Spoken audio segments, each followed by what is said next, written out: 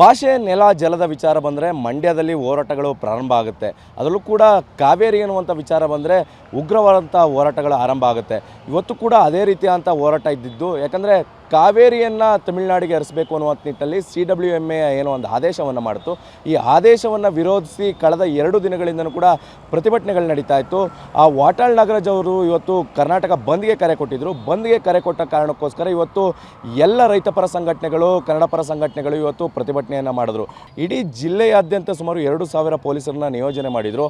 ಆಯಾಕಟ್ಟಿನ ಸ್ಥಳಗಳಲ್ಲಿ ಪೊಲೀಸರನ್ನು ನಿಯೋಜನೆ ಮಾಡಿ ಎಲ್ಲೂ ಕೂಡ ಯಾವುದೇ ರೀತಿಯಾದಂಥ ಅಹಿತಕರ ಘಟನೆಗಳು ನಡೀಬಾರ್ದು ಅನ್ನುವಂಥ ನಿಟ್ಟಿನಲ್ಲಿ ಕೂಡ ಮುನ್ನೆಚ್ಚರಿಕೆ ಕ್ರಮವನ್ನು ಕೈಗೊಂಡಿದ್ರು. ರೈತರು ಇವತ್ತು ಏನು ಪ್ರತಿಭಟನೆಯನ್ನು ಮಾಡಿದ್ರು, ಎಲ್ಲ ಕಡೆ ಹೋಗಿ ಒಂದು ಮನವಿಯನ್ನು ಮಾಡಿಕೊಂಡ್ರು. ವರ್ತಕರಾಗಿರ್ಬೋದು, ಹೋಟೆಲ್ ಮಾಲೀಕರಾಗಿರ್ಬೋದು, ಎಲ್ಲರನ್ನು ಮನವಿ ಮಾಡಿಕೊಂಡ್ರು. ಅವರು ರೈತರ ಮನವಿಗಳನ್ನ ಸ್ಪಂದಿಸಿ ಇವತ್ತು ಎಲ್ಲರೂ ಕೂಡ ಅಂಗಡಿ ಮುಂಗಟ್ಟುಗಳನ್ನು ಮುಚ್ಚಿ ಒಂದು ಬಂದ್ಗೆ ಬೆಂಬಲವನ್ನು ಕೊಟ್ಟಿದ್ದರು. ಬೆಳಗ್ಗೆಯಿಂದಲೂ ಕೂಡ ನಿರಂತರವಾಗಿ ಬಂದಾಯಿತು. ಮಧ್ಯಾಹ್ನ ನಂತರ ಮಂಡ್ಯ ಸಹಜ ಸ್ಥಿತಿಗೆ ಬಂತು. ಆದರೆ ವಾಹನ ಸಂಚಾರಕ್ಕೆ ಯಾವುದೇ ರೀತಿಯಂಥ ತೊಂದರೆ ಆಗಲಿಲ್ಲ. ಸಹಜವಾಗಿ ಮಂಡ್ಯದ ವಿಚಾರ ಬಂದಂದರೆ ಮಂಡ್ಯದಲ್ಲಿ ಬಂದ್ ಆಗ್ತಾಯಿದೆ ಅಥವಾ ಪ್ರತಿಭಟನೆ ಆಗ್ತಾಯಿದೆ ಅಂತಂದರೆ ಎಲ್ಲೊಂದು ಕಡೆ ಮೈಸೂರಿಂದ ಬೆಂಗಳೂರಿಗೆ ಹೋಗೋರು, ಬೆಂಗಳೂರಿಂದ ಮೈಸೂರಿಗೆ ಹೋಗುವಂಥವ್ರಿಗೆ ಸಮಸ್ಯೆ ಆಗ್ತಾಯಿತ್ತು. ಆದರೆ ಎಕ್ಸ್ಪ್ರೆಸ್ ಹೈವೇ ಇರುವ ಕಾರಣಕ್ಕೋಸ್ಕರ ಆ ರೀತಿ ಸಮಸ್ಯೆಗಳು ಕಂಡು ಬರ್ತಾ ಇಲ್ಲ. ಆದರೆ ಎಲ್ಲೊಂದು ಕಡೆ ಮಂಡ್ಯದ ಒಳಗಡೆಯಿಂದ ಹೋಗುವಂಥವ್ರಿಗೆ ಸಾಮಾನ್ಯವಾಗಿ ಸಮಸ್ಯೆಗಳಾಗ್ತಾಯಿತ್ತು. ಆದರೆ ಇವತ್ತು ರೈತರುಗಳು ಪ್ರತಿಭಟನೆ ಮಾಡಿದ್ರು, ಶಾಂತಿಯುತವಾದ ಪ್ರತಿಭಟನೆ ಮಾಡಿದ್ರು, ಯಾವುದೇ ಸವಾರರಿಗೆ ತೊಂದರೆ ಕೊಡಲಿಲ್ಲ. ಆದರೆ ವರ್ತಕರು ಸಹಜವಾಗಿ ನಮ್ಮ ಕಾವೇರಿಗಾಗಿ ಒಂದು ಹೋರಾಟವನ್ನು ಮಾಡಿದ್ರು. ಅವರು ಕೂಡ ಅಂಗಡಿ ಮುಂಗಟ್ಟುಗಳನ್ನು ಸ್ವಯಂ ಪ್ರೇರಿತವಾಗಿ ಮುಚ್ಚಿ ಒಂದು ಪ್ರತಿಭಟನೆಯನ್ನು ಮಾಡಿದ್ರು. ಯಾಕಂದರೆ CWMA ಪದೇ ಪದೇ ಈ ರೀತಿಯಾದಂಥ ನಮ್ಮ ರಾಜ್ಯದ ವಿರುದ್ಧವಾದಂಥ ಒಂದು ಆದೇಶವನ್ನು ಕೊಡ್ತಾ ಬರ್ತಾ ಇರುವಂಥದ್ದು. ರಾಜ್ಯದಲ್ಲಿ ಒಂದು ರೀತಿಯಲ್ಲಿ ತೀರ ಸಂಕಷ್ಟದ ಪರಿಸ್ಥಿತಿ ಇದೆ. ಅದರಲ್ಲೂ ಕೂಡ ಮಂಡ್ಯ ಭಾಗದಲ್ಲಂತೂ ಬರಗಾಲ, ತೀವ್ರವಾದಂಥ ಬರಗಾಲ ಇದೆ. ಕೇವಲ 10-20% ಮಾತ್ರ ಬೆಳೆಯನ್ನು ಹಾಕಲಿಕ್ಕೆ ಸಾಧ್ಯವಾಗಿರುವಂಥದ್ದು. ಆದರೂ ಕೂಡ ನಾಲೆಗಳನ್ನು ನಂಬಿ ಏನು ಬೆಳೆ ಹಾಕ್ತಾಯಿದ್ರು, ಅವರು ಯಾರೂ ಕೂಡ ಬೆಳೆಗಳನ್ನು ಹಾಕ್ಲಿಕ್ಕೆ ಸಾಧ್ಯ ಆಗಿಲ್ಲ. ಕೇವಲ ನೀರಾವರಿ ಇರುವಂಥವ್ರು ಬೋರ್ವೆಲ್ನ ಸಹಾಯದಿಂದ ಬೆಳೆಗಳನ್ನು ಬೆಳೀತಾ ಇದ್ದಾರೆ. ಅದನ್ನು ಹೊರತುಪಡಿಸಿ ನಾಲೆಗಳನ್ನು ನೀರು ಕೊಡೋಕ್ಕೆ ಸಾಧ್ಯ ಆಗ್ತಾಯಿಲ್ಲ ನಮ್ಮ ರೈತರಿಗೆ. ಆದರೆ ಇಂಥ ಸಂದರ್ಭದಲ್ಲಿ ತಮಿಳುನಾಡಿಗೆ ರೈತರಿಗೆ ನೀರು ಕೊಡಬೇಕು ಅನ್ನುವಂಥ ನಿಟ್ಟಿನಲ್ಲಿ ಆದೇಶಗಳಾಗ್ತಾ ಇದೆಯಲ್ಲ, ಇದು ಎಷ್ಟರ ಮಟ್ಟಿಗೆ ಸರಿ ಅನ್ನುವಂಥ ನಿಟ್ಟಿನಲ್ಲಿ ಕೂಡ ರೈತರ ಪ್ರಶ್ನೆ ಆಗಿತ್ತು, ಕನ್ನಡ ಪರ ಹೋರಾಟಗಾರರ ಪ್ರಶ್ನೆ ಆಗಿತ್ತು. ಈ ಒಂದು ರೈತರ ಪ್ರಶ್ನೆ ಮತ್ತು ಕನ್ನಡ ಪರ ಹೋರಾಟಗಳನ್ನ ಪ್ರಶ್ನೆಗಳು ಏನಿತ್ತು ಅದಕ್ಕೆ ಸಹಕಾರವನ್ನು ಕೊಟ್ಟು ಇವತ್ತು ವರ್ತಕರು ಒಂದು ಬಂದ್ ಆಚರಣೆ ಮಾಡಿದ್ರು. ಮಧ್ಯಾಹ್ನದವರೆಗೂ ಎಲ್ಲ ಅಂಗಡಿ ಮುಂಗಟ್ಟುಗಳನ್ನು ಬಂದ್ ಮಾಡಿದರು. ಯಾಕಂದರೆ ಸಹಜವಾಗಿ ನಮ್ಮ KRS ಜಲಾಶಯ 49 TMC ಸಂಗ್ರಹ ಸಾಮರ್ಥ್ಯ ಏನಿದೆ, ಅದರಲ್ಲಿ ಕೇವಲ 31 TMC ಅಷ್ಟು ನೀರು ಮಾತ್ರ ಇರುವಂಥದ್ದು. ಒಳಹರಿವು ದಿನೇ ದಿನೇ ಕಡಿಮೆ ಆಗ್ತಾ ಇದೆ. ಎಲ್ಲೊಂದು ಕಡೆ ಮಳೆ ಆಗ್ತದೆ, ಚೆನ್ನಾಗಿ ಮಳೆ ಆಗ್ತದೆ. ಈ ಬಾರಿ ಜಲಾಶಯ ಭರ್ತಿ ಆಗುತ್ತೆ, ಯಾವುದೇ ರೀತಿಯಂಥ ಸಮಸ್ಯೆ ಆಗಲ್ಲ ಅಂದ್ಕೊಂಡಿದ್ವಿ. ಆದರೆ ಆ ರೀತಿಯಾದ ಪರಿಸ್ಥಿತಿ ಇಲ್ಲ. ಕಳೆದ ವರ್ಷ ಜೂನ್ ಜುಲೈನಲ್ಲೇ ಸಂಪೂರ್ಣವಾಗಿ ಜಲಾಶಯ ಭರ್ತಿಯಾಗಿತ್ತು. ಈಗ ಆಗಸ್ಟ್ ಬಂದಿದೆ, ಕೇವಲ 30 TMC ಮಾತ್ರ ಜಲಾಶಯದಲ್ಲಿ ನೀರಿರುವಂಥದ್ದು. ಅದರಲ್ಲೂ ಕೂಡ ತಮಿಳುನಾಡು ಒಂದು ಪ್ರಬಲವಾದಂಥ ವಾದ ಮಾಡ್ತಾ ಇದೆ.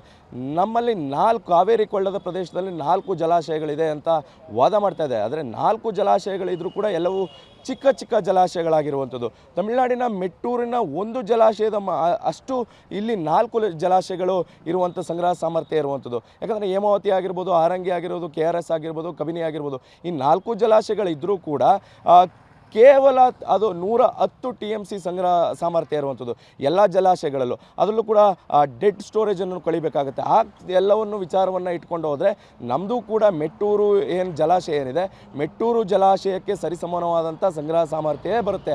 ಈ ಎಲ್ಲ ಕಾರಣಗಳನ್ನು ನಾವು ಸಮರ್ಥವಾಗಿ ಮಂಡನೆ ಮಾಡಲಿಲ್ಲ. ಈ CWMA ಮುಂದೆ ಸಮರ್ಥವಾಗಿ ಇದೆಲ್ಲ ವಿಚಾರವನ್ನು ಮಂಡನೆ ಮಾಡಬೇಕಾಯಿತು.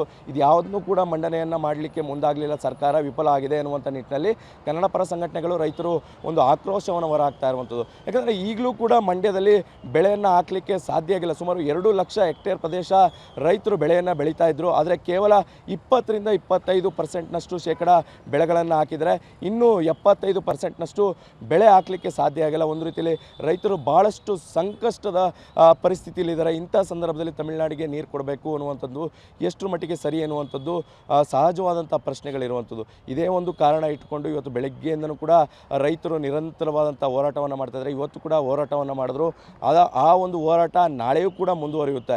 ಇದು ನಿರಂತರವಾಗಿ ಹೋರಾಟಗಳು ನಡೀತಾನೆ ಇರುತ್ತೆ ಮಂಡ್ಯದ ವಿಚಾರವಾಗಿ ಬಂದಂಥ ಸಂದರ್ಭದಲ್ಲಿ. ಅದರಲ್ಲೂ ಕೂಡ ಸಹಜವಾಗಿ ಬೆಂಗಳೂರು ಈ ಒಂದು ವಿಚಾರವಾಗಿ ಉತ್ತಮವಾದಂಥ ಪ್ರತಿಕ್ರಿಯೆ ಕೊಡಬೇಕಾಯಿತು ಬಂದ್ಗೆ. ಯಾಕಂದರೆ ಬೆಂಗಳೂರಿಗೆ ಪ್ರತಿ ತಿಂಗಳು ಸುಮಾರು 2.5 3 TMC ಅಷ್ಟು ಕುಡಿಯೋ ನೀರಿಗೆ ಕೊಡಬೇಕಾಗಿದೆ. ಮಂಡ್ಯ, ಮೈಸೂರು ಭಾಗಕ್ಕೆ ಕುಡಿಯೋ ನೀರಿಗೆ ಕೊಡಬೇಕಾಗುತ್ತೆ. ಅಂದರೆ ಪ್ರತಿ ತಿಂಗಳು 4 TMC ಅಷ್ಟು ನಾವು ನೀರನ್ನು ಕುಡಿಯೋ ನೀರಿಗೆ ಇಟ್ಕೊಳ್ಬೇಕಾಗತ್ತೆ. ಇಂಥ ಸಂದರ್ಭದಲ್ಲಿ ತಮಿಳುನಾಡಿಗೆ ಕೊಡಬೇಕು ಅನ್ನುವಂಥದ್ದು ಎಷ್ಟರ ಮಟ್ಟಿಗೆ ಸರಿ? ಯಾಕಂದರೆ ಈಗಿರುವಂಥದ್ದು KRS ಜಲಾಶಯದಲ್ಲಿ 31 TMC, ಹೇಮಾವತಿ ಜಲಾಶಯದಲ್ಲೂ ಕೂಡ 31 TMC ಇದೆ. ಕಬಿನಿ ಜಲಾಶಯ ಭರ್ತಿಯಾಗಿ ಹೊರ ಹರಿವು ಇದ್ದರೂ ಕೂಡ ಎಲ್ಲೊಂದು ಕಡೆ ಮಳೆ ಕೊರತೆ ಕಾಣಿಸ್ತಾ ಇರುವಂಥದ್ದು. ಈಗ ಮಳೆ ಕೊರತೆಯಿಂದಾಗಿ ಅಲ್ಲಿನ ಒಳ ಹರಿವು ಪ್ರಮಾಣ ಕೂಡ ದಿನೇ ದಿನೇ ಕಡಿಮೆ ಆಗ್ತಾ ಇದೆ. ಈ ಎಲ್ಲ ಕಾರಣದಿಂದಾಗಿ ರೈತರಿಗೆ ಸಹಜವಾದಂಥ ದೊಡ್ಡ ಮಟ್ಟದ ಆತಂಕ ಇದೆ. ಈ ಕಾರಣದಿಂದಾಗಿ ಇವತ್ತು ಪ್ರತಿಭಟನೆ ಮಾಡಿದ್ರು. ಒಟ್ಟಾರೆಯಾಗಿ ಇವತ್ತು ಮಂಡ್ಯದ ಬಂದ್ ಸಂಪೂರ್ಣವಾದಂಥ ಯಶಸ್ವಿಯಾಗಿದೆ ಅಂತಲೇ ಹೇಳ್ಬೋದು.